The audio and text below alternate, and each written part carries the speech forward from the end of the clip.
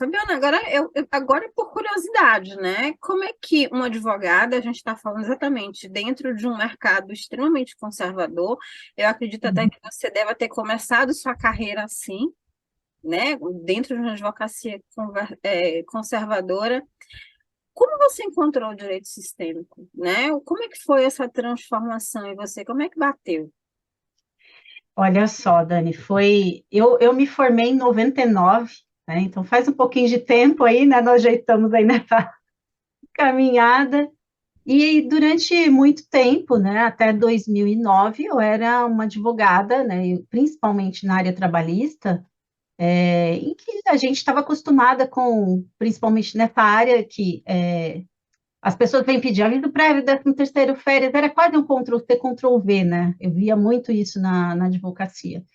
E eu falava, gente, não pode ser só isso. E eu sempre gostei muito de conversar com os meus clientes, né? De entender o que acontecia com ele, por que que ele estava ali reclamando aquilo, né?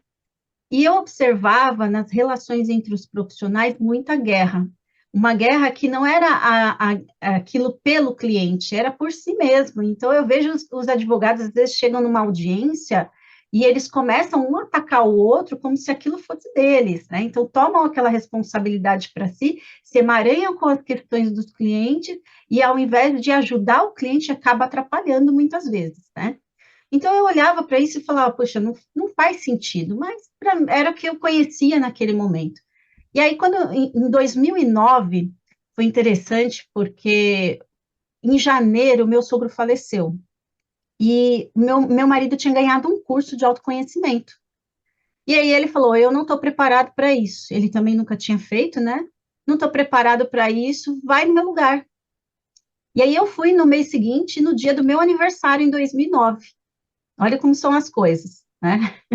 Em fevereiro de 2009, eu fui fazer um curso de autoconhecimento com a programação neurolinguística, são esses leader trainers, né? Na época, eu falei assim, gente, existe tudo isso? É como se abrisse um mundo, como se aquela visão de mundo que eu tinha, que era aquela mesma coisa, aquela construção, tivesse caído por terra e eu falava, nossa, tem tantas possibilidades, né? E naquele dia, quando eu fiz aquele curso, nasceu o desejo de levar esses conhecimentos para a área do direito. Eu falei, gente, se existe isso aqui, eu posso levar isso para o direito, o coaching, PNL, depois veio a constelação e todos os outros, né? Mas naquela época não se falava muito disso, as pessoas nem sabiam o que era, né? Então, eu fui uma das pioneiras nesse trabalho, né? Levando esse conhecimento, e muita gente dizia para mim assim, ah, doutora, as pessoas, o advogado não precisa disso, o advogado quer dinheiro. Ok, mas se ele não consegue se desenvolver, ele também não tem dinheiro, né? Então, minha trajetória começou aí, através de um curso de autoconhecimento, e na época eu não chamava de direito sistêmico, né? Eu comecei realmente trabalhando com coaching naquela época, depois veio as constelações, e aí eu chamava, né, como eu chamo até hoje, de pensamento sistêmico, tem até um livro em que eu sou coordenadora, né? Então, estão até aqui os livros, ó, Pensamento Sistêmico, Coaching e Programação Neurolinguística, né, que é a minha base de trabalho. E hoje, né, eu uso também o direito sistêmico aqui na Sociedade Brasileira de Direito Sistêmico. O termo direito sistêmico veio através do Sam Storch, que é aquele juiz da Bahia, né, que começou a fazer a aplicação da constelação dentro dos fóruns. Eu já comecei a atuar dentro da advocacia, né, então trazendo isso para os advogados. Então, hoje eu faço um trabalho mais de formação de profissionais e até mesmo dentro da OAB, né, com a Comissão de Direito Sistêmico. Mas começou aí, Muito bom. E que virada de chave, né? foi. Que Foi vi- assim, Pode falar. foi uma, foi uma transição incrível. É como se todo o meu destino tivesse se transformado a partir daquele dia, né? Eu falo que às vezes o que a gente precisa é realmente um olhar diferente para que a nossa vida se modifique. Verdade. Muitas vezes a resposta, inclusive para algo que você falou, que é o dinheiro que o advogado quer, ela parte da mudança de comportamento dele. Exatamente, Dani. Tem algo que assim a gente fala nesse trabalho das constelações. o adulto, ele faz dinheiro, a criança, ele ganha dinheiro. Então, a gente fica muito nesse processo do ganhar, preciso ganhar dinheiro. E quando o cliente chega no nosso escritório, a gente está mais focado naquilo que o cliente vai pagar do que naquilo que nós vamos entregar para o cliente.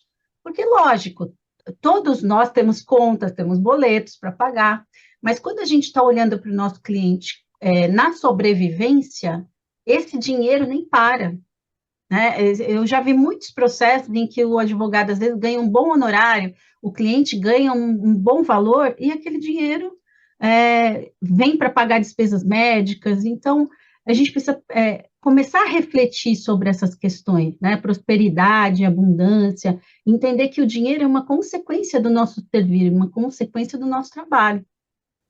Perfeito. Agora, Fabiana, uma questão prática, como é que o advogado pode até se utilizar dessa postura sistêmica que você falou, dessa atitude, dessa postura, desse pensamento sistêmico, como é que pode ser aplicado à advocacia?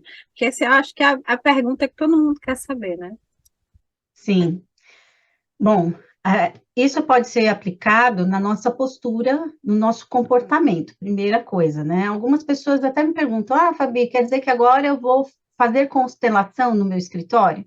Não necessariamente. Você vai utilizar aquilo que a gente fala que é o pensamento sistêmico, através das suas perguntas, para que você possa trazer mais clareza sobre a questão do cliente e aquilo que está por trás do conflito dele. Né?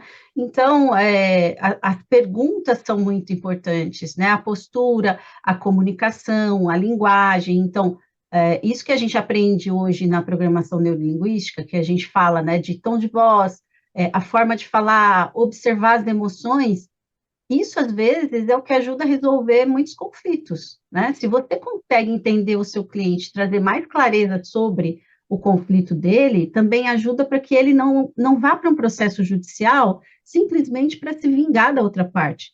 Porque o que a gente vê na prática é que as pessoas elas estão tão magoadas, elas estão feridas, ou elas estão ali num processo emocional muito intenso, e ela vem para o advogado, e ela quer que o advogado resolva, que o judiciário resolva, e quer, inclusive, que você faça parte de um processo de vingança.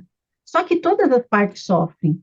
E aí, quando a gente fala de forma prática, né, que tipo de perguntas, né, às vezes, eu falo perguntas que levem o seu cliente a olhar para o futuro. Então, uma pergunta que eu gosto muito de fazer é: se esse problema não existisse, como seria a sua vida? Porque os advogados, eles têm o hábito de, o cliente chegou, ele vai falar, nós vamos aplicar a lei e tal, vamos fazer isso, vamos fazer aquilo, peraí. Se esse problema não existisse, como seria a sua vida? Por quê? Isso te faz olhar para frente. Eu vejo que muitas pessoas estão paradas no passado. Então, um processo que dura 10 anos, que um exemplo, e a gente sabe que tem processos que duram mesmo, eu, na área trabalhista, eu tinha lá processo de 15 anos, que é um absurdo, né? Mas aí você olha para um processo parado, a pessoa continua olhando para aquele lugar, ela não olha para a vida. Então, assim, o processo te condiciona a estar numa situação como se você não tivesse saída para a sua vida. Então, o advogado, ele também se torna um facilitador de soluções, ao invés de ser aquele que vai complicar o processo, né? Eu falo assim, nós não somos ganhadores de processo, nós somos facilitadores de solução. Quando a gente se condiciona... Fala, Dani, desculpa, eu falo demais. Não, essa sensação que você colocou, a sensação que eu tenho é que nesse momento, tipo assim, o cliente está tão acometido pela dor, a dor Sim, emocional, que é tipo assim, olha, eu vou passar isso para o advogado e agora eu vou poder dormir. Do tipo assim, eu não quero mais pensar sobre isso. Agora quem vai estar tomando conta da minha dor é o advogado. E ele, você está me entendendo? É tipo assim, e o advogado compra a briga é dele. isso aí. Eu vou te falar o que acontece nesses casos. Por isso que o meu trabalho hoje é trabalhar o profissional. Né? Então, hoje, eu não estou à frente da advocacia, né, fazendo esse trabalho, eu trabalho com o advogado, para que ele entenda esse lugar dele. Então, a gente faz formações hoje sobre isso, né? Então, o que acontece quando o cliente vem e entrega algo para o advogado? O advogado é o salvador. Como salvador, ele se coloca numa postura em que ele tem que resolver todos os problemas do cliente. O cliente agora passa a dormir, só que a gente não dorme, né? Então, a gente vai dormir com o problema do cliente. E aí a gente fica emaranhado nessas questões. Quando a gente está emaranhado, muitas vezes o que acontece? Às vezes vem questões para nós que são muito, muito parecidas com o que acontece na nossa própria vida. Então, imagina, ó, vou dar um exemplo de uma advogada que ela veio para constelar uma questão de prosperidade, justamente o dinheiro e ligado com essa parte do Salvador. E aí ela disse assim, Fabi, eu tenho uma questão que eu não consigo ganhar dinheiro na advocacia, não consigo fazer dinheiro. A minha pergunta para ela foi, quais são os clientes que você atende? Aí ela disse, eu atendo mulheres que estão se separando com filhos e que não têm condições de se manter. Eu falei, aonde que isso se parece com a sua história? Ah, eu já passei por isso. Eu falei, como você olha para sua cliente? Eu olho para ela como se ela não tivesse força, como se ela fosse uma coitada, como se eu tivesse que ajudar ela, porque eu também precisei de ajuda lá atrás. Então, percebe que a mentalidade do profissional também vai conduzir ele para esse lugar, tanto de ser salvador, quanto de ter dificuldade até de receber honorários. E aí a gente mostra nessa postura que, olha, se você continuar olhando para o seu cliente dessa forma, você coloca ele no lugar de criança, no lugar de que ele não tem potencial para resolver os problemas dele. Você é o quê? Apenas uma pessoa que vai contribuir, que vai facilitar a solução. Então, a gente coloca o advogado no lugar dele, no lugar simplesmente de profissional, para que ele possa olhar para o futuro e não se emaranhar com as questões do cliente.